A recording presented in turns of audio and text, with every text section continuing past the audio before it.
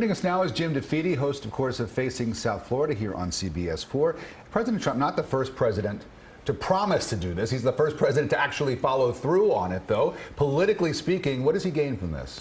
I think he gets to check a box that says that this was a campaign promise that he was able to maintain, and you're right. This has gone back from, I think it was President Clinton that actually signed the law that went into effect that said we should move the capital, or we should recognize the capital as being Jerusalem and move the embassy there, although there was always a 6-month out. Every 6 months, for national security reasons, the president can waive that, and presidents have waived that every time. And it should be noted, even in announcing this decision today, President Trump again waived it for 6 months.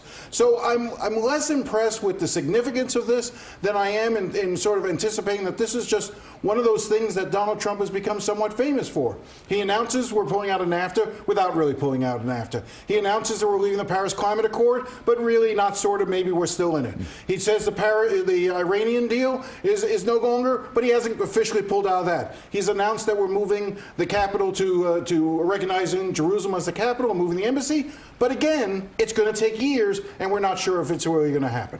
It's kind of a similar approach to what President Obama said about Cuba when he said, you know, we've had decades of foreign policy and it hasn't worked, so let's try a new approach. The only difference that I would say, and yes, there's always a need for a new chance at looking at policy differently. One thing that I would say is different, whereas almost the entire world was in favor of an already normalized relations with Cuba, and we were on the outs with that, and so we were sort of joining the world community in sort of moving ahead with normalizing relations with Cuba. This places us on the outs with most of our diplomatic corps around the world.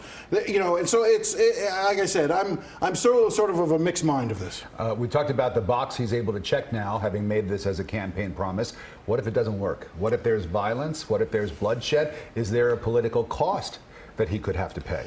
There could be. You know, we're seeing a smattering of violence now. It hasn't really reached any epic proportion.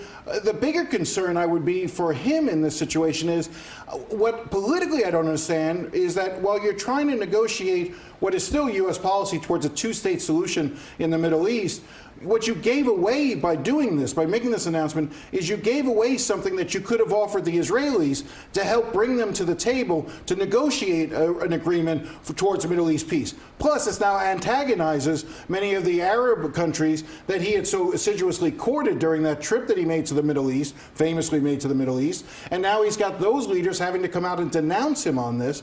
So I don't know if this helps him in the Middle East peace process that he's so looking forward to trying to achieve with his son Jared, or his son-in-law Jared. Not to mention now the outlook by Palestinians and some others that the U.S. is no longer an honest peace broker between the countries because they've chosen a side. That's why a lot of people believe that that makes it harder to achieve that peace. All right, Jim DeFede, thank you very much, Jim.